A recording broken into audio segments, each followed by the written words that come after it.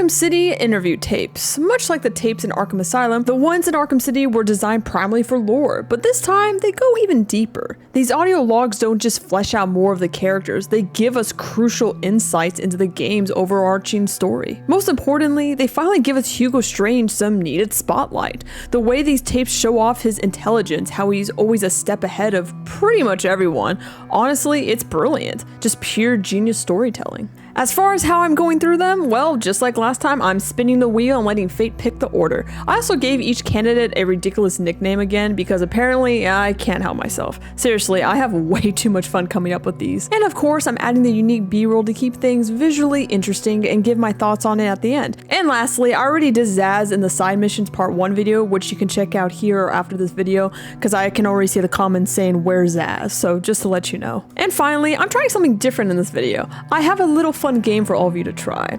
Whoever guesses where I did some audio mixing in this video first, tell me what person, line, and timestamp, I will pin your comment. So let's spin that wheel and see who our first victim is. Ooh, starting off strong with Chill Daddy Deluxe. Easily one of my favorite nicknames I came up with. I almost went with Frosty the Sad Man, but this one just had the perfect ring to it. Honestly, it sounds like some ice cream special or something a little more suggestive, but we won't go there. Anyway, let's take a listen. Prisoner's here, sir. Very good. Send him in. But we haven't got the suit off him yet. He's dangerous. Are you sure? Of course. Victor Freeze and I have much in common. We will be fine. I would have guessed everyone knew about Freeze's condition by now, especially with how much the media floats around in Gotham. But I guess not everybody's done their homework, unlike our dear Professor Strange over here who knows way too much. Welcome to my facility. Please, take a seat. I prefer to stand. Why am I here? You know, that's actually a good point. Mr. Freeze probably can't sit down in his suit. I mean, sure, he can hunch over and kneel like we see in the game, but sitting? Not really an option. That's gotta suck, honestly. Also, shout out to the sound design here. You can hear him walk in before he speaks. Oh, Victor, there will be plenty of time for that later. Right now, I wish to get to know you. Discover how you came to have such a frosty outlook on life. Damn, Hugo. You can just hear that smile when he said frosty. He also paused just for a quick second before saying it, wondering if it was the right choice of words. I freaking love it. I have nothing to say to you. You may have taken my weapons, but my suit still has considerable offensive capabilities. I will freeze the marrow in your legs. Each bone will shatter and fracture while you remain completely aware of your impending paralysis, begging me to end you. I don't think that you will do that, Victor. Really? Why not? Simple. If you hurt me, your wife will die. Ooh, okay, I'll give it to Strange. He really knows how to clap back at threats. That comeback? Cold. Pun absolutely intended. Also, can we talk about that way Freeze says, really? Like he sounds generally surprised and even a little insulted. Where is she? Where is my wife? Nora is in safe hands. Now, let's discuss an incident from your childhood. No. Then this is over. Guard. Wait. What do you wish to learn? Safe hands, huh, Hugo? Yeah, sure. Also, did anyone else catch that Freeze's mask sounds like it's open now after the first tape? You can tell because his voice doesn't have that usual robotic filter. Just sounds like he's speaking normally. It's subtle, but it really makes this moment feel more personal, like he's lowering his guard just enough to make a point since Hugo mentioned Nora. He kinda has to because he has to take things extremely serious now. Your early years were troubled. I was not a sociable child, but that is all. Even your parents disowned you. They sent you away to a reform school, correct? They did not understand my work. Your work? According to a police report, you froze over a dozen of your neighbor's pets. I have always had an interest in cryonic preservation. I didn't understand why my parents allowed our sick pets to die instead of attempting to save them. So I set about finding my own way. I intended to revive all of those creatures. But you didn't. Which brings us to Nora. That's just honestly so sad. Not only that Victor was disowned by his own parents just for being a little different, but it's clear even as a kid, he couldn't let go of things he loved, not even his pets. He never really learned to accept that death is a part of life. You just have to let it go and just live your life to the fullest. We'll talk more about this when we get to Arkham Knight, especially since Nora straight up says something along those lines, but it's the truth. What's also wild is how even as a child, he was already fascinated by cryopreservation. It's like the part of him was always there. That obsession with stopping time, with freezing life right at the moment. He couldn't accept losing it. Have you ever seen a flower die? Watched something that was once so beautiful, so full of life, collapse and rot from within? You refer to Nora's illness. It seems like yesterday when I first found her. It all happened so quickly. Suddenly, I was losing her. Oh, you can just hear the sadness and brokenness in that tone. It's so heartbreaking. Did you seek help? What about your employer, GothCorp? I hid it from them, diverting resources from GothCorp's research in an attempt to find the cure. But in the end, I failed. Time was running out. I knew that if I was discovered, Nora would die. Why take that risk? Do you know what it is to love someone? To really love them? No. He said that so nonchalantly. Honestly, that may explain a lot.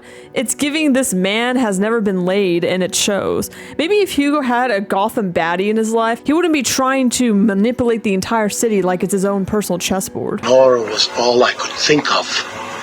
I reran the diagnostics, re-examined every detail from every angle, certain that I had missed something. I cursed myself for being so blind, so stupid. Surely there was a cure. I just needed more time. Then I realized what I had to do.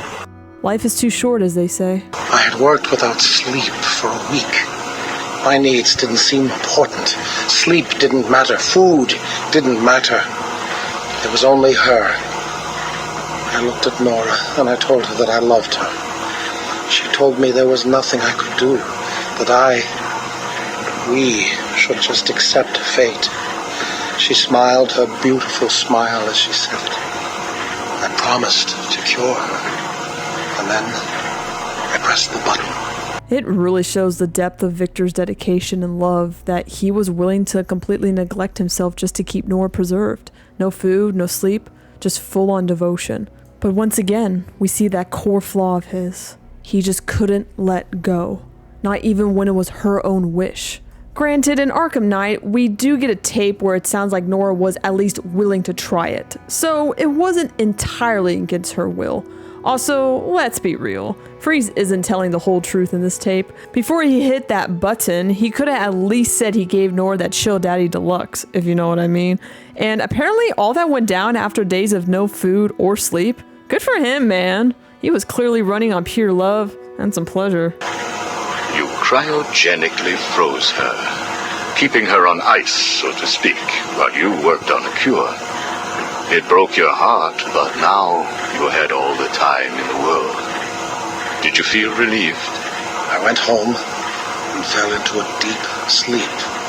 For the first time since we discovered Nora's illness, I dared to dream. But for weeks I had ignored my superior's attempts to contact me. The next morning I overslept. By the time I got to the lab, Ferris Boyle, the CEO, was there waiting. What did he do? He accused me of industrial espionage, which I denied. But then his guards found Nora. Boyle told me that, like all of my research, she belonged to him. I was enraged. I attacked him. His guards beat me back, and in the struggle, I was drenched by the cryogenic chemical I had created. I lay on the floor, helpless, watching the guards steal Nora away. Boyle told me it was a tragedy for such a promising mind to perish in a lab accident. Then he left me to die. But you survived. The chemicals were absorbed into my body and transformed my metabolism. My body went numb. I felt a strange tingling, then searing pain all over. Each breath ignited my lungs.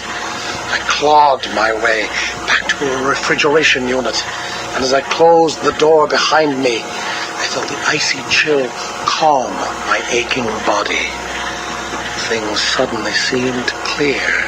What seemed clear? Finding a cure for Nora? No. Revenge.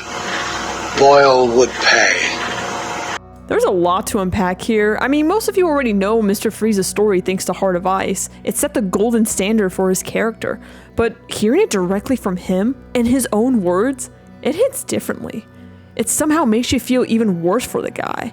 And what really stood out to me was Hugo, of all people, actually sounded hopeful. Like he genuinely thought Freeze might find a cure. But Victor just shuts the idea completely. No sugarcoating it, just cold, brutal realism. It's one of those moments that remind you how far gone Freeze really is. And there's maybe a bit of humanity in Hugo after all. You failed to kill Ferris Boyle, though, didn't you? Yes. Why? You know why. Batman.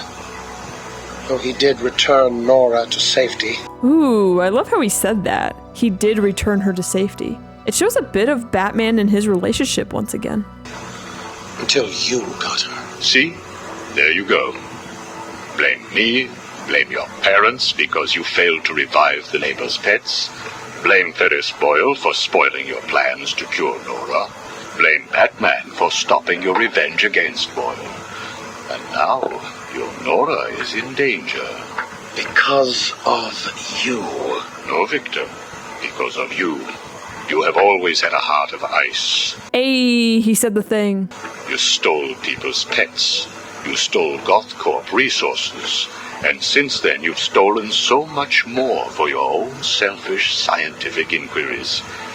If you had shared your genius with others, devoted your energy to medicine instead of crime, perhaps your ice princess would be at home now, preparing you a hot meal, instead of being delivered to the Joker.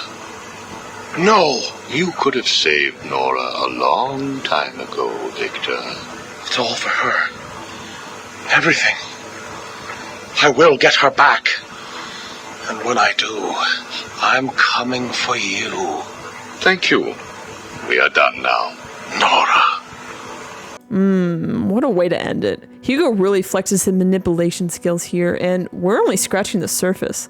Trust me, we'll see way more of that as these tapes go on. As for Freeze's tapes, I adore them. They're absolutely captivating. Getting that glimpse into his childhood, hearing his story straight from his own mouth, jaw-dropping. It adds so much weight to everything we already know about him. At the very end of the video, I'll tell you who is my favorite in all of Arkham City. But for now, back to the wheel. Alright, let's spin and see who our next victim is.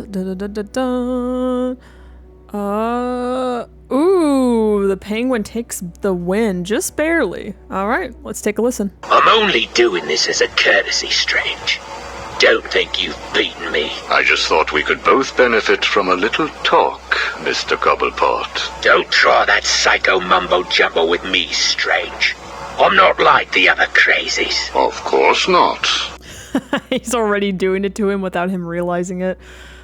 Sweet, sweet Penguin. After all, considering the challenges you faced. Challenges? What freaking challenges? You're no better than me. No one is. I own this place. Well, to be clear, I allow you certain freedoms, but let's continue. I don't know why, but I kind of like Hugo's tone here. It sounds like he's some school principal. Why do you feel the need to own anything? I believe it is a mechanism to compensate for some childhood inadequacy. Is that what you call it? You were friends with the Waynes, correct? I was. Till someone did the world a favor and blew the brains out of little Wayne's self-righteous parents. Damn, takes one to know one, buddy. I was laughing for weeks. It still brings a smile to my face. And you think that's okay? Okay? No, I don't think it's okay. I think it's bloody hysterical. That family destroyed mine. What happened to them? Well, it couldn't have happened to nicer people. Wow, even Hugo sounded a bit concerned there for a second. Then we cut to Penguin, who just casually laughs about some of his friends getting murdered. Like, sir, that's not a villainous confidence. That's straight up unhinged. If there were any doubts that he's fully off the rails, that laugh pretty much confirms it. This man is on a whole different level of delusion. Take a seat, Mr. Cobblepot. What is it now, Strange? I wanted to talk about your apparent hatred of the Waynes. Your outburst last time was most interesting. Oh, it's simple, really. I don't like the snivelling little bastard. Look at him, all high and mighty because someone killed Mummy and Daddy. That line delivery.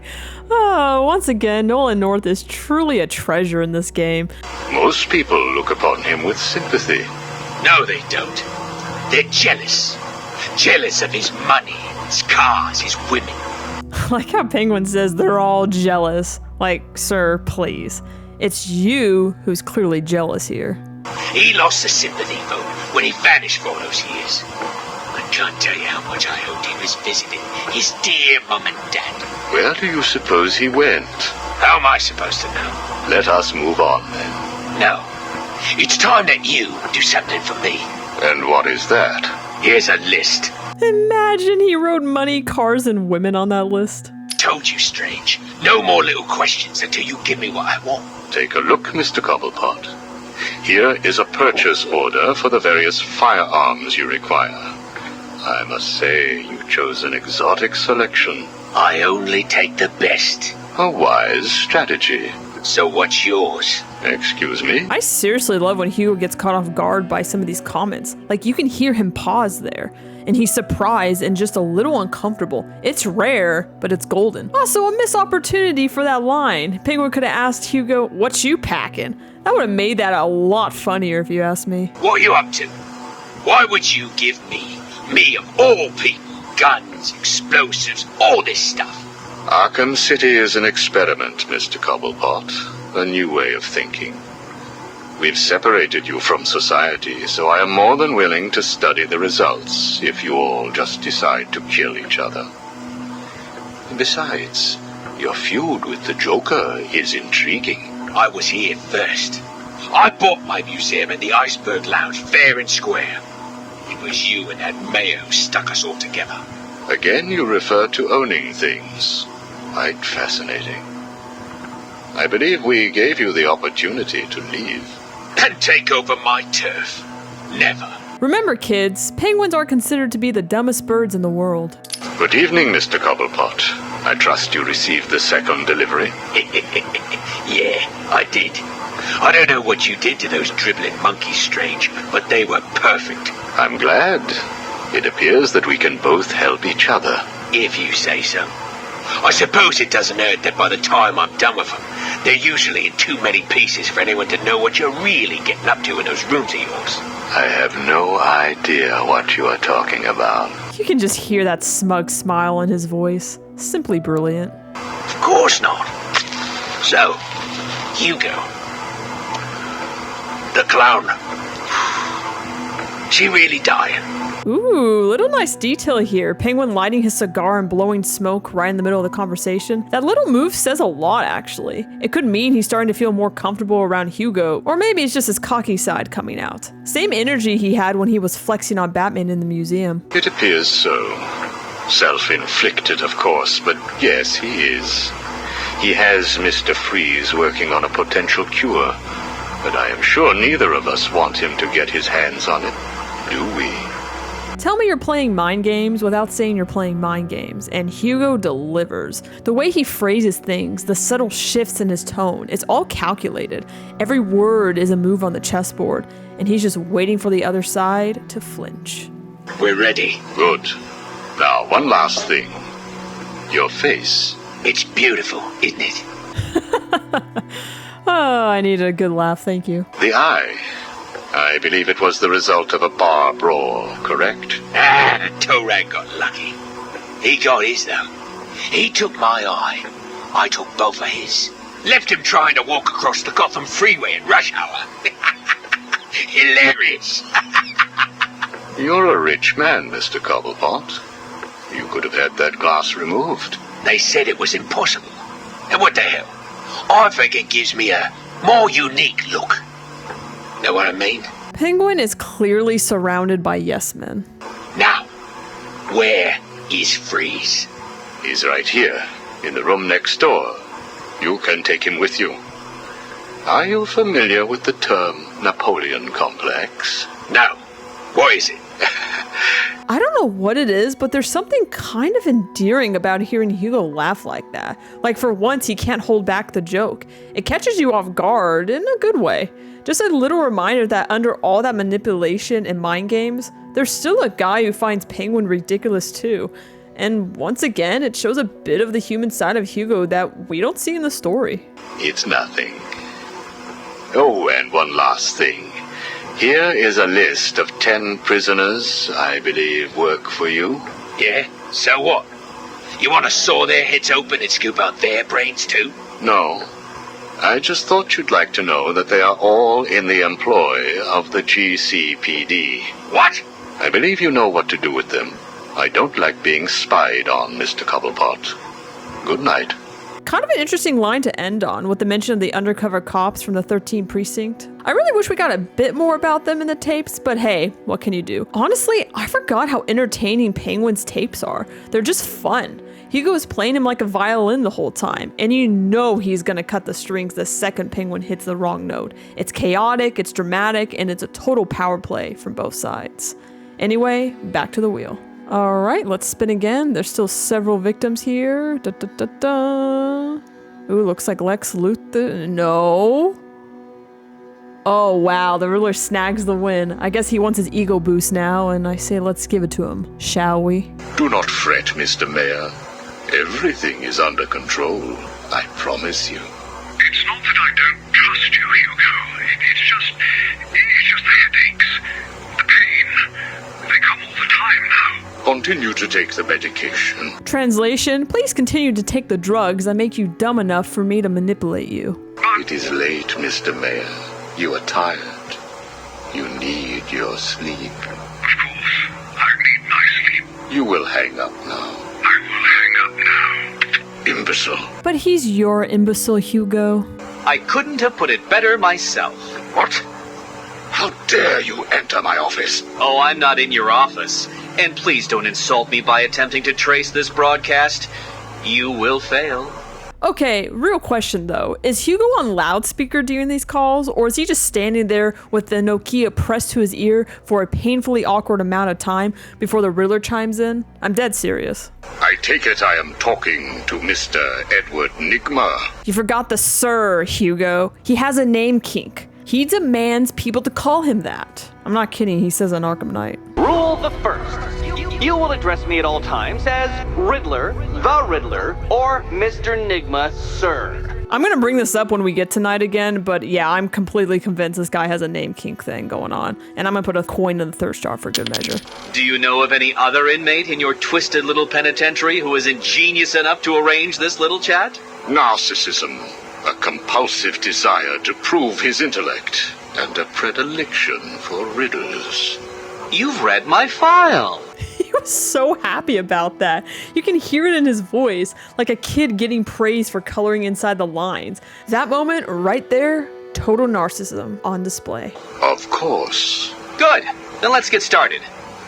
How do you attempt to understand what is going on in Arkham City when all of the answers are strange? Got his ass. Good evening, Hugo. I believe it is time for our one-on-one. No. It is time for you to stop this and give up. My tiger guards will find you, and when that happens, I will perform the procedure on you myself. Procedure? Oh, you mean what you did to all those poor fools back at the asylum? That got me. I'm not gonna lie. I know I sound like a broken record at this point, but I seriously can't get over Wally Wingert's line delivery in this series. Just never gets old. To be honest, I think you did them a favor. How do I know that you requested access to all the most forgettable patients and proceeded to melt their brains with the help of that confused milliner? I gotta say, I really appreciate that he clearly has done his homework on Hugo's past procedures with Arkham Asylum patients. It's a nice tie-in detail that could have easily been forgotten or ignored. It also shows that Edward isn't just games and puzzles. He's paying very close attention to people he's playing with, and I think that's very clever. Or did you mean, how do I know that you have been providing the ex-warden with your own special medication? No doubt intended to render his synapses more malleable to your suggestions. Or maybe you are currently wondering if I know about the secret panel in your closet. How it slides back to reveal what you want most. You didn't see the sexy pictures of Catwoman, did you? How you sit, wearing that suit, crying into your hands as you question whether you are really worthy. What do you want, Mr. Nigma? Oh, that's easy.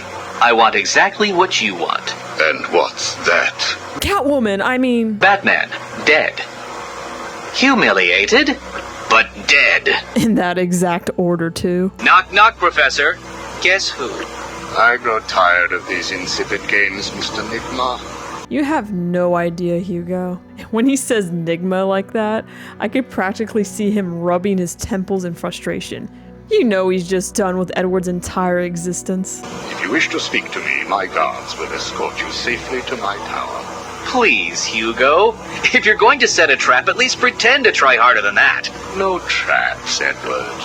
I simply wish to grant you safe passage through Arkham City. I think the time has come for us to meet as equals. You, Strange? My equal? Ooh, if you listen carefully, you can hear him almost snort there after he said, "You Strange." You, Strange? My equal? Chef's kiss, man. I am the man whose cunning will soon have Batman lying at my feet, bloodied and broken. Really? Then I will pull off his mask and look into his dull, dying eyes. In that last instant, he will know that I have finally beaten him. And I will finally know who he really is. My apologies, Edward. I see now we are nowhere near equals. Finally. You see, like me, you are obsessed with the Batman.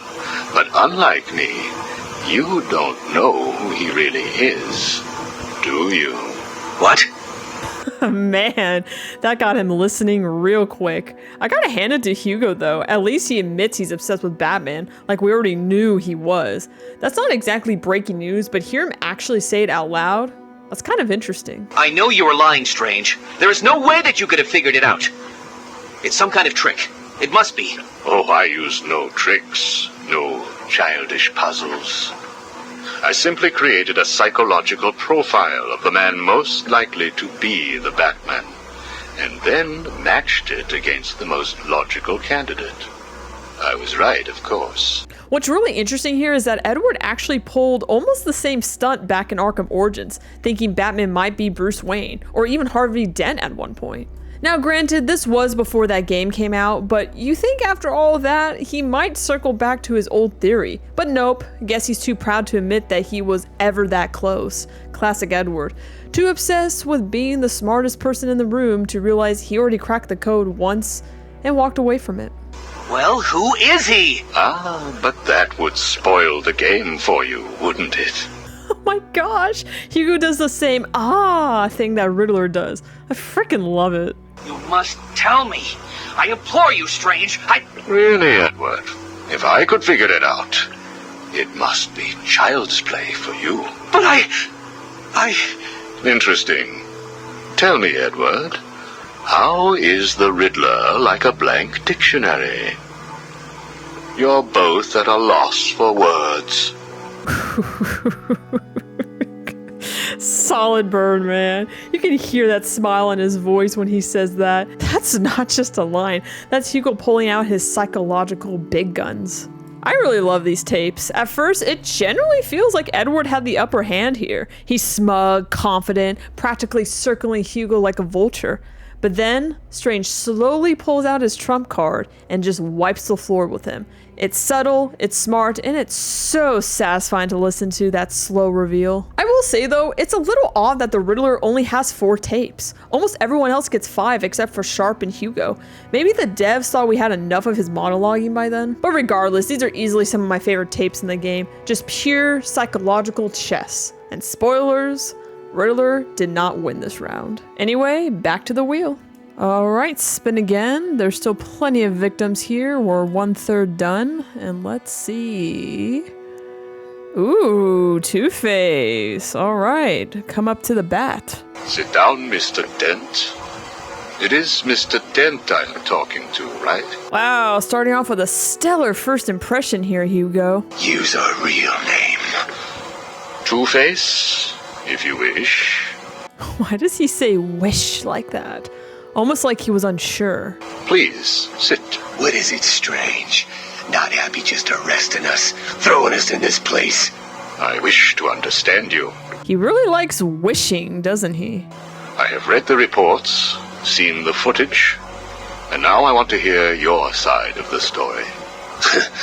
We'll see. I assume that you feel the need to toss your coin in order to decide whether to answer my questions. It's hard to hear, but when Hugo starts talking about the coin, you can hear a metallic noise, just briefly. It sounds like somebody was getting the coin out of their pocket. I'm guessing it's Two-Face, but it's hard to tell. But you can hear it. I'll play it again. I assume that you feel the need to toss your coin in order to decide whether to answer my questions. You ready to find out? Well? Came up bad. Sorry. Holy shit, Two-Face actually said sorry? That never happens. Not a problem. Guard, take Mr. Dent's coin off of him. No! Good. Now let us see what fate has in store for you. I don't know what Two-Face thought was gonna happen from that. But I will say this about Hugo. He's at least smart enough to have a guard in the room with him, unlike the absolute dumbass doctors in Arkham Asylum who thought sitting alone with a homicidal maniac was just another Tuesday. Hugo may be a manipulating sociopath, but at least he knows the value of backup. I'll kill you for this. Really? Is it me, or did Hugo sound a bit excited there? What kinky shit is this guy into? Look at your coin.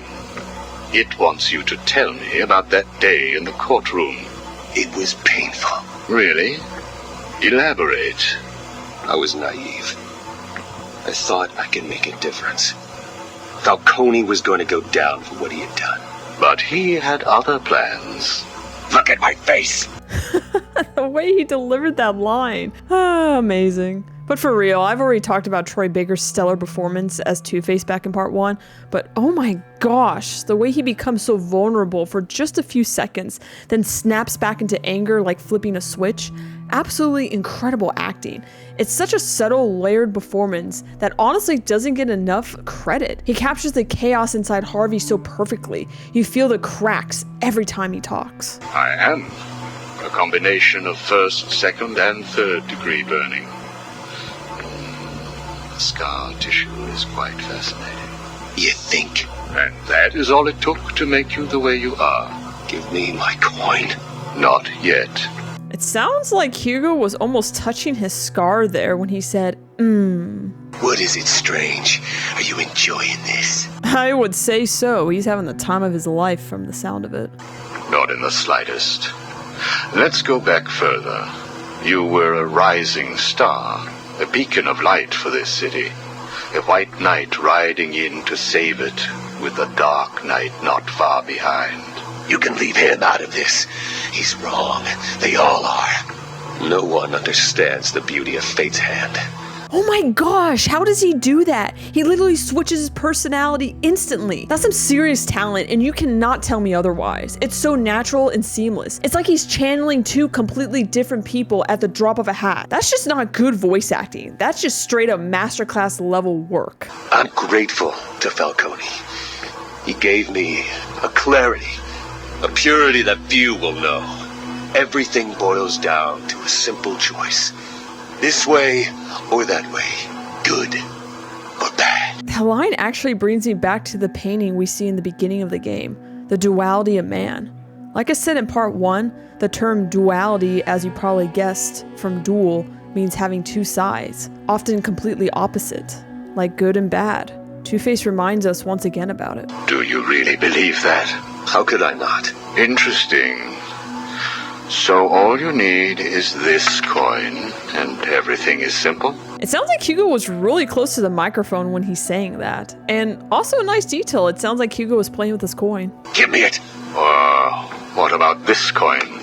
Or this? Or these? What are you doing? Proving a point. Fate didn't make you answer my question. I did.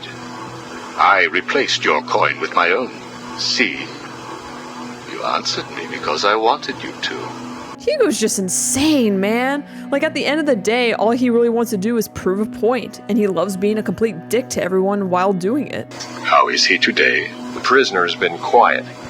Since getting those coins, he has spent most of his time examining them. Good. Ooh, this guard sounds like the same one during Protocol 10, which makes sense since he calls him his lieutenant. Hello, Harvey. Are you ready to talk? Leave us. We don't want to talk. Not to you. Please, take a seat. I have one last thing to discuss, and then I will give you something in return. I don't know. I can't decide. It's too confusing. Of course it is. I want to talk about Mr. Wayne. Why? Indulge me. We don't like the guy. Hardly surprising. Did you ever consider that you were alike? A traumatic event created you. An equally traumatic event altered him. That's actually a really good point. Harvey and Bruce are a lot alike in that way. As much as Hugo is a manipulating punk, you have to admit, when someone's that mad, they still can read between the lines scarily well. It's honestly really thought-provoking. Hugo knows exactly where to poke because he sees the similarities that even some characters themselves try to deny. He's nothing like us. There's no risk, no danger. It's just money and girls. We should kill him. Maybe you should. I love how both Two-Face and Penguin are just obsessed with Bruce's money and sex life. Like it's living in their heads rent-free. Honestly, maybe that's why they decided to team up in Arkham Knight. They share this deep, bitter hatred. It's not just all about power or territory. Maybe it's personal. They both see Bruce as everything they think they deserve, but never got. Makes their little villain alliance even juicier when you really think about it in that way. Listen to me, Harvey.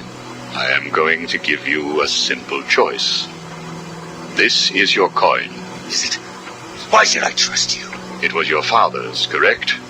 You know every inch of it. When you close your eyes, you can feel it, can't you? That's actually a really cool tie-in because in the Dark Knight novelization, they expand a bit on the coin's backstory. It turns out the coin originally belonged to Harvey's father. It was his lucky coin. Give me it, please. The pure vulnerability packed in that single word, just wow. It's moments like this that remind you why Harvey is one of the most tragic characters in Gotham. This scene reminds me of my all-time favorite moment in Arkham Knight, and I can't wait to talk about it when we get there. I want you to understand what I'm about to tell you. You believe that this coin determines the fate of your world. I, however, believe that your condition has always been present. It was there before you were attacked, and it is still there now. You probably had headaches. Your wife found you unpredictable. Scary sometimes. That's really interesting, the fact that Hugo brings up Harvey's wife. I actually tried to do some research to see if there's any more mention of her in the Arkham series, but honestly, I couldn't find anything. The only thing I could think of is maybe it's a nod to Grace from the Batman animated series. They were engaged in the continuity, so maybe the devs were loosely pulling from the history. It's just a guess, but either way, it adds another layer of sadness to Harvey's character. Another piece of his life he lost when he became Two-Face. Give us it! I'm going to throw the coin in the air. If you let it fall, I will do whatever I can to cure you. I will help you become the man you used to be. Or if you grab it, I will let you loose in Arkham City, and I will tell you what Catwoman is doing right this second. I can't decide. You have to. What even is that reaction from Hugo? Is he pleased? Disappointed? Honestly, it's really hard to tell. At this moment, Catwoman is preparing to steal the contents of the safe in your old campaign office. Bitch, we need to stop her. He just loves calling her that. And you may. Goodbye, Mr. Dent. I'm guessing Hugo was pleased there because right after, he sounds almost proud of himself. Honestly, these tapes are not only profound, but they're entertaining as hell. Arkham City really stepped it up when it came to fleshing out these characters. And Harvey's tapes just show you how truly broken he is beneath all that bravado. And a huge part of why they hit so hard is thanks to Troy Baker's incredible performance. This is honestly one of my favorite portrayals he's ever done in gaming, and I'll explain even more why when we get to Arkham Knight. Let's head back to the wheel. Alright, let's spin it again and see what we get. The next victim will be... Ooh, alright. The queen is up to the bat. Alright, let's take a listen. We found the prisoner attempting to break into your office, sir. I see. Leave us. That has to be the thirstiest way anyone has ever delivered that line. The pause before he says it just adds to the creepy factor. Like he's straight up eyeing her up and down before even finishing speaking. It's uncomfortable, it's slimy, it's exactly the kind of vibe you expect from Hugo Strange, trying and failing to sound charming. Yes, sir. Well, well, as I live and breathe, Professor Hugo Strange. Your posters really don't do you justice. You really are far more evil-looking in real life. Charmed. She was so quick with that comment. Tell me, what do you plan to do, Miss Kyle? I assume that you were attempting to break into my office in order to retrieve your ill-gotten gains. You stole them from me. Hardly. The items were confiscated upon your arrest. Yeah, about that. This holiday camp of yours is quaint and all, Hugo, but I don't think I'll be staying too long. Escape is impossible. A girl loves a challenge. So do I. Holy moly, man. Right there just clarifies it. Hugo Strange has definitely never been laid in his life. Like, no sane normal person talks like that unless their only idea of flirting comes from reading a medical textbook. Tell me, what would you do if I let you go? Attempt to escape? Try and find the confiscated items? Contact the Batman? Why would I contact him? It's his fault I'm in here. Is it? I believe you would have escaped if greed had not got the better of you. He was actually in the process of rescuing you, was he not? I didn't need his help. Or any man's, it appears. I really love this back and forth between Hugo and Selina. It feels like a classic game of cat and mouse, no pun intended. Selina's quick, playful, and always keeping Hugo slightly off balance, while Hugo is trying way too hard to stay in control. Come on, you're going somewhere with this. Spit it out. I've been studying you. I can see. My eyes are up here, by the way. Very amusing. I love how Hugo just brushes it off, acting like he's above it all, when we all know he was absolutely staring right at her things. Tell me, what was it like growing up alone? Fending for yourself? Doing whatever was necessary to stay alive? Please, I'm tearing up here. And Holly, what would you do if I sent my men after her? Touch her and you're dead. Who, once again, Hugo showing that he's definitely done his homework. For those who don't know, Holly Robinson is basically Catwoman's best friend and protege in the comics, and clearly here too, since Hugo casually drops her name. It's a small detail, but it shows just how deep Hugo's intel goes. He's not just watching the surface level stuff, he's digging way into her personal life, and that just makes him even creepier. Have you calmed down yet? Where is she? That depends on your next answer. If you could save one person tonight, who would it be? Holly? Or the Batman? He can look after himself. Yet, you still helped him at the end. Granted, that was player's choice, and the game kind of made us did it anyway, so I'm just saying. Good. Holly is safe for now. Let us talk about Batman. What do you think I can tell you that you don't already know? You've been sending your goons after him for months. He said you were studying him. So you speak. Good. You never knew your father, correct? Enough, Strange. This is over. If you say so. Captain, do you have the girl in your sights? Yes, sir. Kill her. No! Are you prepared to talk? I thought so. Keep the girl targeted, Captain. You bastard. Shall we continue? Wow, I really love this moment because honestly, we have no idea if Hugo's telling the truth or not. Your father. Did you ever meet him? Never knew the son of a bitch. Unfortunate. He certainly seems to have made an impact on you. The distrust of men, for example. Your relationship with Batman, would you call it close? Me and the Brooding One get along just fine. But you want more. But you can't trust men, can you? He has such a twisted way with his words that even when he sounds convincing, you can't fully believe him. Every sentence he says feels like it's layered with mind games, half-truths, and just enough real detail to make you question yourself. What? Look, he's spoken for. He must be. How else could he resist all this? You're both very similar, aren't you? A shared disregard for the law, a belief that you are doing the right thing, and a similar taste in attire. But beneath the surface, there is a weakness. Like how? You both risk everything for a chance at redemption. You tell yourself it's to help her. He does the same for the boy. It's all just to make his life more complete, to become the father he never knew. You don't know anything about him. And neither do you. He hasn't confided in you because he doesn't trust you.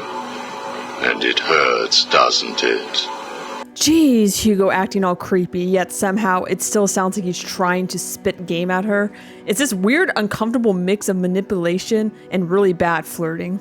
I touched a raw nerve, didn't I? Or like you broke a voice crack there, Hugo. Are you still here? You're hurt because he knows who you are, but you don't know anything about him. Do you love him? The way Hugo says love here is so disrespectful and condescending.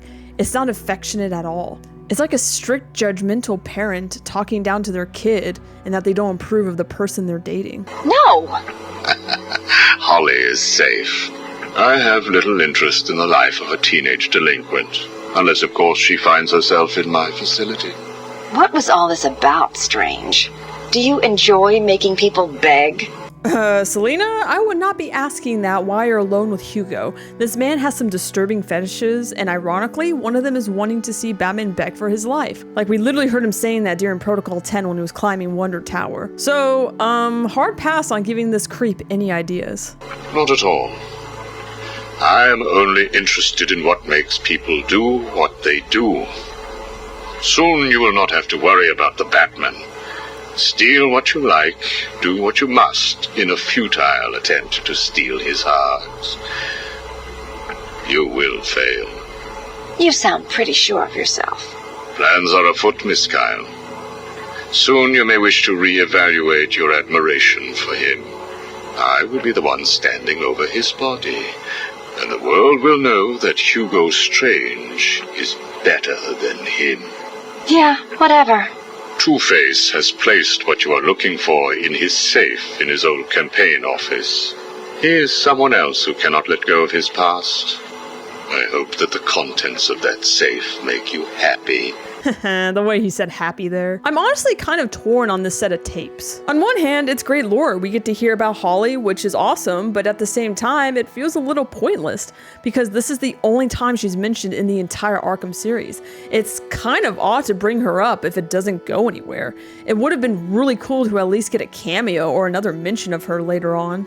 And I think it's interesting that Hugo tries to poke into Batman and Catwoman's relationship too, but again, it doesn't really lead anywhere either. I kind of wish they stayed focused on one topic instead of bouncing all over the place, especially in the last two tapes. It made it feel a little scattered and confusing, but regardless, it's always a blast hearing Catwoman's amazing comebacks and seeing Hugo's manipulation games back in action. Even when the structure's messy, the performances still really carry it. Alright, let's spin again. We are about halfway done here, Bat Fam. Let's see who we get. Saving some of the baddies for last, I guess. Oh, yep, here we go. Warden Sharp. This is probably another one of my favorite nicknames I came up with. All right, let's take a listen. This is Vicky Vale, coming to you live from the mayor's office in downtown Gotham. Today is your first chance to put questions directly to the mayor. As you know, Mayor Sharp's criminal quarantine program was the main platform that won him the election. Now that the facility is fully operational, does Gotham still feel the same way about it? Are the rumors of prison brutalization true? Are you happy with your tax dollars funding a program like this? More on tonight's show. It's actually kind of cool to hear a news report from Vicky. It mixes up the platform for the tapes and gives us a little break from Hugo Strange's non-stop mind games for a bit. Welcome, Gotham, to the Vicky Vale Show. And welcome to Gotham's new mayor, Quincy Sharp. Good evening, Miss Vale. So, Mr. Mayor, the question I put to you, Arkham City, success or potential powder keg? What a question, Vicky. You don't mind if I call you Vicky, do you? Of course not, Quincy. The way they say each other's name here is just cringy. Sounds like they literally just got done arguing backstage before awkwardly slapping on a fake smile for the interview. You can feel a passive-aggressive energy in the room, and honestly, it's kind of hilarious. Well, Vicky, I can only describe the last 6 months as having been a great success. The people spoke. They said they were sick of crime in Gotham.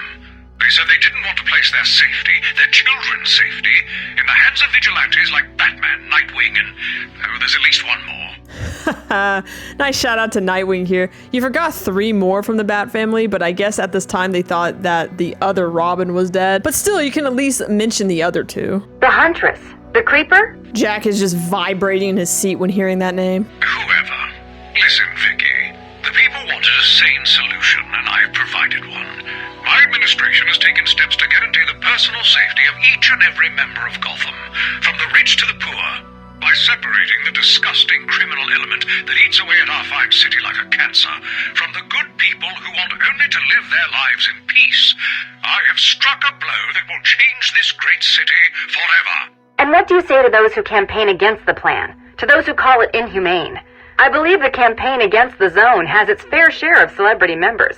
Take Bruce Wayne, for example. Mr. Wayne will soon come over to our side. I have great faith. In fact, I have a meeting scheduled with his people for tomorrow. We must never forget that it was filthy degenerates, like the prisoners of Arkham City, who were responsible for murdering Mr. Wayne's family. Even so, Bruce Wayne doesn't seem to be a huge fan of your plans. Time will tell, Vicky. Now, if you will excuse me. Of course. Thank you, Mr. Mayor. That was what Quincy Sharp, mayor of Gotham City, had to say last week. I wonder how he feels now that Bruce Wayne has been sent into Arkham City. Vicky Vale actually makes some good points here, I'll hand it to her. It's kind of cool to see her standing up for Bruce a little, especially since we know they have a bit of a thing going on. You can feel the loyalty slip through, even if she's trying to keep it professional. As for Sharp, yeah, it definitely feels like he's under mind control here. Like the words aren't even really his. It's Hugo Strange talking straight through him. Really nice touch by the writers because it makes everything feel even more unsettling. Not a ton to say overall. These tapes mostly serve to give us a little bit more background about what was happening leading up to Arkham City. I've kind of wished there was more to this part though. It would have been awesome to get a tape or 2 from Jack Ryder, especially since she mentions the Creeper, and Jack plays a bigger role in Night. But for what we got, it's fine. It does the job and it adds just enough context to keep the world feeling alive. Let's head on over to the wheel. All right, down to the last 3. Let's give it a spin and find out who is our next contestant. It's Wonderland's HR violation. Oh, I love this. All right, let's take a listen. Patient interview 1. Subject's name, Jervis Tetch, aka the Mad Hatter. Ooh, that's actually pretty spot on. How he introduces Mad Hatter here feels exactly how some of the doctors did the intros back in Arkham Asylum tapes. It's a really cool tie-in detail, a subtle way to remind us of the Asylum influence still lingering in Arkham City's world building. Brought to Arkham Asylum by the Batman 6 months ago. Patient exhibits signs of obsessive compulsion and paranoid schizophrenia. Sit down, Mr. Tetch. You can immediately tell that Hugo isn't exactly driven when he's dealing with Tetch here, compared to the others. He sounds distracted, or honestly just straight up annoyed, and it sets the mood perfectly for these tapes. But there's no time to sit. I need Alice. Where is my Alice? Please.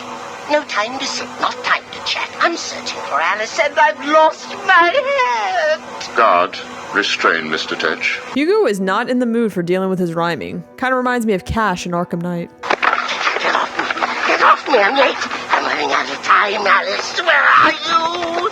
Alice isn't here yet. Just relax, Jervis. She will be here soon.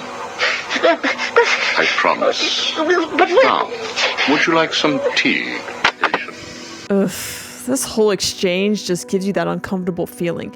Hugo's tone mixed with Tetch's fidgety, broken way of speaking. It's not intense like some of the other tapes. It's just awkward and honestly hard to listen to at sometimes. Is Alice here yet? No, I'm afraid not. Let us talk while we wait. You and I have much in common, Jervis. Really? Do you know Alice too? Unfortunately not. When I first listened to these tapes back then on my first playthrough, I thought Jervis said, "Do you have an Alice too?" Like hinting that Hugo has a girlfriend or a partner. Hugo's reaction matches that, to be honest, but I just wanted to share that because that brings up some good old memories when I first listened to these tapes. You and I both share an interest in the mind, do we not?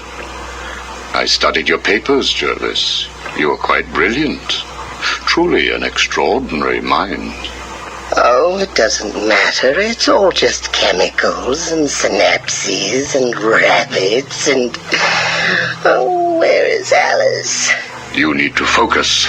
Think about your work for a minute. You theorize that there is no such thing as free will, that you can change a man's allegiances, his motives, emotions, all of what we believe makes a man with chemicals. Your formula was really quite brilliant. That's why I used it. Once again, you can just hear the slimy smile creeping into Hugo's tone, and huge props to Corey Burton. He just knows exactly when to hit that perfect tone shift. It's subtle, but it adds so much to Hugo's manipulation, unsettling vibe. Seriously, great voice acting. The performances are doing half the heavy lifting to make these tapes so memorable. Well, how did you get it? Did Alice give it to you? Wicked girl. Nasty little thing. Is she here yet? Soon, Jervis, soon. And the same goes for Peter MacNicol. He absolutely nails Mad Hatter's voice here. His performance is just so unsettling in the best way possible. That stutter he adds isn't just for show. It really sells how confused Tetch is here when Hugo mentions that. Oh, you told me that Alice would be here. She is, Jervis. She's right here. Alice? Alice, come out. Don't pout. Don't make me shout. Alice, come out. Where are you? Ugh, the way Tetch sings here, it sounds like one of those horrible children rhymes you hear in horror movies. Take a look at the pictures, Jervis. Who are these people? Look again. Oh, I don't know who they are. Oh, please, is Alice here or not? Look at the first picture. Look at the dress she is wearing. Look at the hair. It's Alice, isn't it? No. It can't be Alice. Alice has nice yellow hair and isn't covered in blood. I think you know exactly who this is, Mr. Tetch. I think you remember the night you lured Stephanie Williams back to your research lab. How you offered her tea. What happened then? No. You killed her, didn't you? No. She went first. It's okay, Jervis. It's all right to remember. How many Alices were there? I can't remember. I legit jumped out of my seat when hearing this again. It's just so creepy. Hugo casually drops the evidence that Tetch killed someone, and then hearing Tetch just completely freak out, it's so unsettling. There's something about the way he spirals in his voice that makes it impossible to sit still while you're listening. Oh, Alice isn't coming, is she? That all depends on how you cooperate.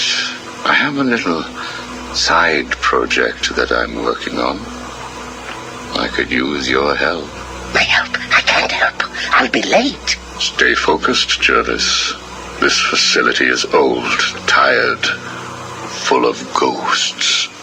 Ghosts? A figure of speech. Do not worry. Arkham Asylum will not exist forever. Its techniques are old, its mission outdated. I intend to create a new Arkham, an Arkham that will rise phoenix-like from the ashes of this one. Is there a fire? We should get out of here. I have arranged for some documents to be left in your cell. They outline a technique I propose to control the mind of, shall we just say, weaker souls. I cannot do it without rabbits. I need rabbits for my research, and tea, and... And Alice, I know. Hugo's whole vibe here is basically, you do all the work for the group project. Thanks. You can tell he's trying to manipulate Tetch here into doing his dirty work, but it's pretty obvious that his plan is not going well. Tetch is just way too far off the deep end to listen to reason. They have been here at Arkham for so many years that no one will miss them. Shall we meet again next week? Oh, and I took the liberty of having your hats returned. I assume that will provide all the encouragement you require. Do you think Hugo tried one of his hats on? Well done, well done. I must say you have outperformed even my wildest expectations. Yes, did you see the people at my tea party? They all behaved themselves. Yes, they did, Jervis. I'm very pleased. I have just one last request to make of you. You must keep it a secret. Can you keep a secret, Jervis? With enough hats, I can stop people remembering secrets. Does that count? It will have to. I need you to pay a visit to Warden Sharp. He needs to come around to my way of thinking. To join our tea party? Exactly. I remember first listening to these tapes and it finally hit me. This is how Hugo got all the power to build Arkham City. It's such great writing because it slowly pieces everything together without beating you over the head with it. And once again, it just shows you how incredible of a villain Hugo is in this game. He's not just dangerous because he's smart. He's dangerous because he's patient, calculating, and already 10 steps ahead before anyone even realizes it. I don't want to. Of course you do. How else will you get to play with Alice? What? I have a new assistant for you, Jervis.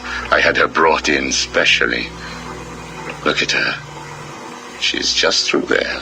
Oh, it's Alice. She's here. No, what are you doing? I need to see her. And you can, as soon as you do what I asked. Can I keep her? Of course. She'll be all yours. She's Alice. Wow, just a chilling, uncomfortable ending here. It honestly makes you even more scared wondering what in the world happened after these recordings. And honestly, I don't even want to think about it. These tapes are really strong from a story perspective. They give us a deeper look into Mad Hatter's character in the Arkham series, peeling back another layer of his madness. By far, he's one of the most creepiest villains in the Arkham series. But let's be real, we all know who still holds the crown for the absolute king of creepy in the Arkham universe. Once again, just incredible writing and top-tier voice acting. Absolutely haunting. Now let's go do that final spin of the wheel. All right, down to the last two. It is a final spin for the tapes, and let's see. And it looks like the Clown Prince of Crime is gonna come up to the bat, and we're gonna save Professor Gaslight for last. All right. Let's take a listen. Ooh, I can't believe I didn't think of this earlier. A hotline straight to my bestest friend in the world. Just think, I can call you up whenever I get bored. I think our relationship is really maturing here. The next thing you know is we'll be exchanging emails or meeting up for romantic dinners. It's actually kind of a fun idea that Joker leaves voicemails for Batman throughout the game. It adds that personal, weirdly intimate layer to their dynamic. Like Joker just casually leaving little love letters of chaos around. You have one missed call. Ring, ring. I was just remembering when it first occurred to me. It was about 6 months after you left me on that rooftop back at the asylum. As the bones knitted back together, I had plenty of time to think. So how do you keep a secret from the world's greatest detective? Well, do you know? It's easy. You stick it right in front of him, right under his long, pointy nose. And wait. I wonder if some of these lines were improv because they totally give off that vibe a bit. Also a nice tie-in back to Arkham Asylum, the final boss fight we had with Joker on the rooftop. I hope you're doing your best here, Bats, because I've just had a horrible thought. We could both actually die here tonight. Fortunately, the odds are weighted in my favor, but just imagine how you'll feel if I'm gone. It's not like you're not lonely enough, right? All that brooding is not good for you, you know. Is this some kind of foreshadowing? Do you have someone to go home to each morning? And I don't mean that kid you drag across the rooftops. I mean someone real, someone you can talk to. Nice shout out to Boy Wonder over here. Also, he might have had someone to go home to this morning, but you kind of killed her. I don't think you do. It's sad, isn't it? You do all this for Gotham, and the only person you can rely on is me. He has the best dad to rely on. Thank you, Joker, but granted, you don't know that. You have 1 missed call. Hey, been missing you. Get back to me. Laters. You have 1 missed call. Hello? I'm not sure that you got my call earlier. I'm just dying to speak to you. Call me, Bats. You have 1 missed call. Bats? Seriously? You're making me paranoid. Why aren't you answering my calls? You haven't gone and died on me, have you? I really like the several missed calls Joker leaves here. Yeah, he's clearly trying to be funny with them, but if you really listen, you can hear the desperation underneath it all. Like he says it himself, they could both die tonight. And deep down, all Joker really wants is someone to talk to. Even though it's through taunts and jokes, he's reaching out because he knows he's running out of time. You have 1 missed call. Look, I know you're not dead. I'm missing a group of my guys down under the tower. Guess that means you know about the guns already. Okay, I admit it, they're mine. Strange gives them to me, okay? Can we be BFFs again? Best foes forever. You have 1 missed call. Maybe it wasn't you that took out my guys. All right, then. The message I left before, you know, the one I left about the guns, you can ignore it. Just delete it. You have 1 missed call. Right. This is getting ridiculous. I've been leaving messages all night and you still haven't got back to me. Who do I need to kill to make a pickup? You have 1 missed call. At last? Hey, Bats, where you been? I was just calling to find out how you're feeling. Are you getting the hallucinations yet? I know. It's hard to tell these days. You just never can tell if it's Scarecrow again, that little guy with the hat, my blood running through your veins, or if after all this time, you really are actually going crazy. Ooh, I love that line about the hallucinations. First of all, it's a fun little mention of Scarecrow and Mad Hatter here. Second, it's just a great story beat, because earlier in the game, we already saw Batman hallucinating. Like when we saw the light and his parents calling out to him. It's these subtle callbacks that just make the storytelling so tight. It's not just a random name drops. It's connecting the characters and the world together in a way that feels more natural. You have 1 missed call. Hey, Bats, are you okay? I'm sorry I had Harley steal your cure. You were so busy with Freeze that she didn't even have time to ask. Really interesting that Joker says your cure, not our cure. I've always found that really thought-provoking. It's like even though he and Batman are both dying from the Titan infection, Joker still frames it like it's Batman's problem, not theirs. But don't worry, as soon as that little minx is back here and I've had my share, I'll save some for you. You'll have to work for it, but it will be right here waiting for you. You probably won't believe this, but I don't really think I can sit back and watch you die. It's selfish, really, but we need each other. Life would be so boring without you. Who would I talk to? Who would really understand me? This honestly feels like something the Arkham Knight version of Joker, the one inside Batman's brain, would totally say. It feels a little bit early foreshadowing. The same mocking, invasive tone, like he's worming his way deeper into Batman's psyche, even without meaning to. It's really clever because looking back after playing Knight, you realize the writers were already laying the groundwork for Joker would live on, even if he physically didn't. Alright, now we're moving on to his tapes. Hello? Anyone in there? No sense of humor. Ah, the strong and silent type, eh? Think you're safe behind that mask?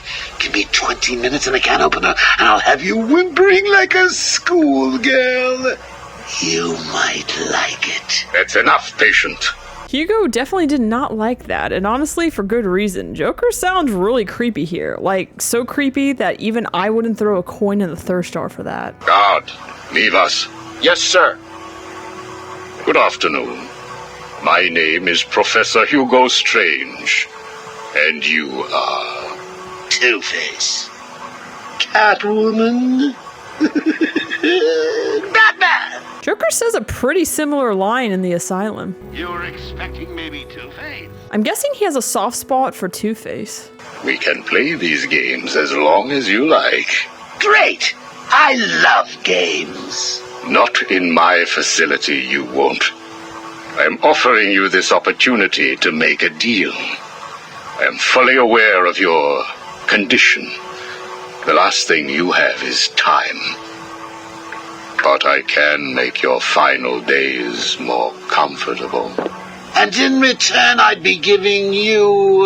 I wish to study you. I need to know why you are the way you are. I don't have long, Doc. You're going to need more than some psycho mumbo-jumbo to get to the bottom of what's wrong with me. Oh, I have more than that. Much more. So, do we have a deal? Man, how did they get Joker to sound so sick here? It's just some incredible sound design. You can hear it in every breath, every rasp. He doesn't just say he's dying. You can really feel it. How are you feeling today? You promised me another doctor, Strange. Maybe you shouldn't have killed the one I sent last week. What made you do it? Fish gotta swim, birds gotta fly. Besides, it was worth it to see the look on her face. Hey, you know what? I think I've got a piece of it here in my pocket. You are trying my patience. That was the third doctor you've killed. I always wondered about these doctors Joker keeps mentioning. Were they freelance doctors? Hugo promised a huge payout if they fixed Joker? Or more realistically, did he force him to do it? Honestly, I'm leaning towards the second option. Hugo doesn't seem like the generous salary and benefits type. He's more of do what I say or you disappear kind of boss. Well, keep on sending them, Doc. I'm trying to break my record. I think it is time for you to do something for me. Name it, Doc. Tell me how you came to be. Explain what made you what you are today. How you come to be sitting across the table from me. Dying. Is that all? Well, I guess you could say I once had a very bad day. He said the thing! He said the thing! Really? Go on. It was a Thursday night. Things had been getting worse. I was 3 days from the bank foreclosing on my home. The chemical plant I worked nights at was about to lay off half the workforce. And I was sitting in the hospital, holding the hand of my pregnant wife, wishing to God that she wasn't dead. That must have been upsetting for you. Probably was. Back then, though, all I knew was that if I didn't let old man Falcone's men into the plant that night, they'd have killed me too. So here's the thing. I had to decide. Could I live without her? Was there any point going on? I've got to admit it. I was scared. Not of being dead, you understand. No one would blame you if you were. It is perfectly common. Do I look common? No, I was scared of the part just before you die, when you don't know what is about to happen, when you're desperately clutching at life and trying to hold on with slippery, blood-covered hands. So I made a decision right there. And what was that? That is a story for another day, Strange. I think I may need to see a doctor. Get me one. It's honestly so fascinating how Joker just blindly opens up about his past with Hugo. It's almost like he's handing over his personal memoir without even realizing it. You were telling me about the night your wife died. Oh, no, Hugo. As I recall, I was waiting for you to send me another doctor. We both know I have sent you 3 more doctors. Did you? Yes. One was left dismembered outside the elevator to my office. The other two have not been seen since they were sent to you. How careless. Listen, Doc. Professor. You know, I'm not some title expert or anything, but apparently Professor is actually considered a higher academic title than Doctor in a lot of settings, which honestly makes perfect sense because you know Hugo Strange would want to keep it that way. No way he's letting anyone downgrade him to a mere Doctor. The ego demands full Professor status at all times. Okay, Professor. I'll give you a little more. I just hope you're taking notes. It's the day after, and I'm standing in the freezing rain, just staring at the chemical plant, feeling numb. Jeannie was dead. It didn't seem real. Wow. Just casually dropping the name of his late wife here. It's such a quick mention, almost like a throwaway line, but it carries so much weight if you actually catch it. I can remember the day I first met her.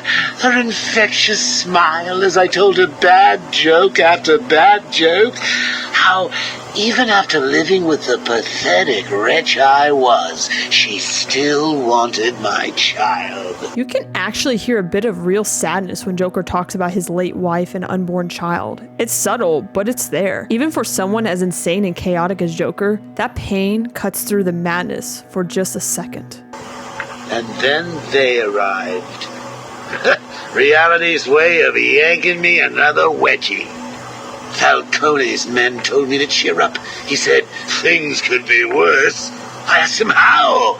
He grabbed me by the collar, pulled me close. He'd been eating garlic, and each word stank as he threatened to perform oral surgery on me with a nail and a brick. Creative guy. They hand me a box. I remember thinking it was heavy. Was it a bomb? A gun? I'd never used a gun before. Were they that heavy? And what was in the box? How's that doctor coming along? I'll get you one. And when you do, I'll tell you the rest. Joker really knows how to control Hugo here with these stories. You are looking a little better, yes. Well, I have my good days and bad days, but I do try and start each one with a smile. Are you ready to continue your story? Yeah, why not? So where was I? The box. 3-lock box. Ah, yes, the box. So there I was, tearing open this box, expecting the worst. And all it had in it was a crazy red dome and a cloak. I thought they were having a joke with me, but no. They made me put it on. They said it was a disguise. It would keep me safe. It smelled like garlic. And that was it, really. I was dressed up like a spaceman, barely able to see, trying to break into the one place in this town that had given me a job. Have you ever tried to walk with an enormous fishbowl on your head? I mean, I bet Freeze can give you some pointers, and to be fair, it was more of an elongated oval than just a fishbowl shape.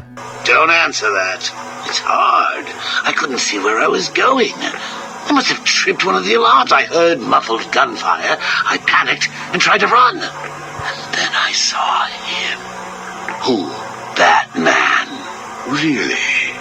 Hugo is into some weird shit, man. He gets way too excited just hearing Batman's name. It's honestly kind of hilarious how his whole professional stoic act just melts the second Batman gets mentioned. Yes, really.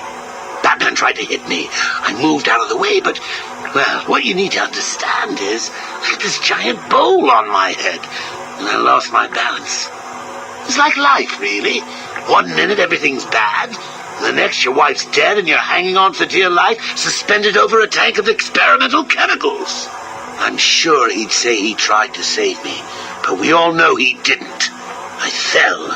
For a second, just as I hit the surface, I thought I may just get away with this. I assume that wasn't the case. Do I look like I got away with it? The jury still can be out on that one. I'm kidding, for the record. I was drowning. The chemicals were burning my skin. My entire body felt like it was on fire. And it was all his fault. Whose fault?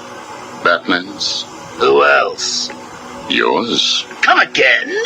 Let me tell you what I believe. I believe that you have fabricated a series of events that you use to conceal the truth about your condition. I have read 12 different accounts of your past, all different, except for one detail. Batman. Professor Strange over here really acts like he's applying for a new title. Detective Professor Strange. What can I say? I like to keep things interesting. A wise man once told me that if you have to have an origin story, you're better off making it multiple choice. And never facing up to the truth of what happened. What you did. How you got here. Oh, I know exactly how I got here. A big truck brought me here from Arkham. You remember the asylum, don't you? Of course. Well, good. Because I'd hate to think that I'd fabricated seeing you watching me in my cell all those times. Excuse me? Hugo, you merry maniac. You were obsessed with me. You all were trying to get in here. Next thing you'll tell me it wasn't you who sent old Sharpie over the edge. Nice work, by the way. Thank you. That's legit amazing. Even Hugo can't resist taking a compliment when he hears one. So here's the thing. If you want to make sure that no one else finds out about your past, you should start poking your nose into mine. Oh, and send me another doc. I think I need a second opinion. Pretty fitting way to end Joker's tapes, showing how Joker was reeling Hugo in for his story, then just completely claps back at him with what he knows. Really good set overall with the voicemails and tapes. Honestly, I bet a lot of people learn new things about Joker's backstory here, especially if you're like me, you didn't really dive into Batman comics until after playing Arkham Origins. It's great lore building, and honestly, it's really nice to see someone finally outsmarting Hugo for a change. A solid set that gives us a different side of Joker we don't always get to see, and a reminder that in Gotham, even the smartest villains can get played. And last but not least, we're saving the best for last, Professor Gaslight. How does it feel, Wayne, to stand on the very stones that ran with your parents' blood? Do you feel sad, full of rage? Or does that outfit help bury your feelings, hiding your true self? Oh, you are a truly extraordinary specimen. I look forward to breaking you. Wow, just a lot to unpack with this one. Hugo goes straight for the jugular here, trying to push Bruce's buttons by going directly to the source of his crusade. The death of his parents. It's simple, it's despicable, and sadly, it's effective. Hugo makes a strong point about Bruce hiding his true feelings behind the cowl, using Batman as a shield. But here's the difference, and why Bruce is stronger than Hugo ever realized. He overcame that grief. He doesn't wallow in it. He turns it into a mission to fight for the greater good. Hugo sees pain as weakness. Bruce turns it into purpose. And that's what makes him Gotham's true protector. Strong ending to this video. Like I said before, they really upped the game with these tapes. Having Hugo Strange be the interviewer for all of them except for Sharp and actually hearing everyone's tapes firsthand was such an incredible, effective choice. It makes everything feel so much more personal, and it absolutely works in Hugo's favor, making him one of the most memorable villains in the series. If I had to pick a favorite set of tapes, I think I'll lean towards Freeze's or Two-Face's. They're just so interesting and give us valuable insight into sides of them we don't really get to see much on when they're on screen. But honestly, all these tapes are truly great in their own way. Every single one adds a new layer of depth to these characters, and it's what makes Arkham City world feel so alive and broken at the same time. What's your favorite tape in Arkham City that we get to see? Let me know down in the comments. And if you enjoyed this video, don't forget to hit that like button. And if you want to be more involved with the community, I post regularly on the community tab about news on Batman media, fun polls, behind the scenes, and much more. So make sure you click that ding ding ding dong on the bell notification so you don't miss out. Also, why not subscribe and join our Bat family? Us nerds need to stick together. Thank you so much for watching, and I'll see you soon. Stay tuned.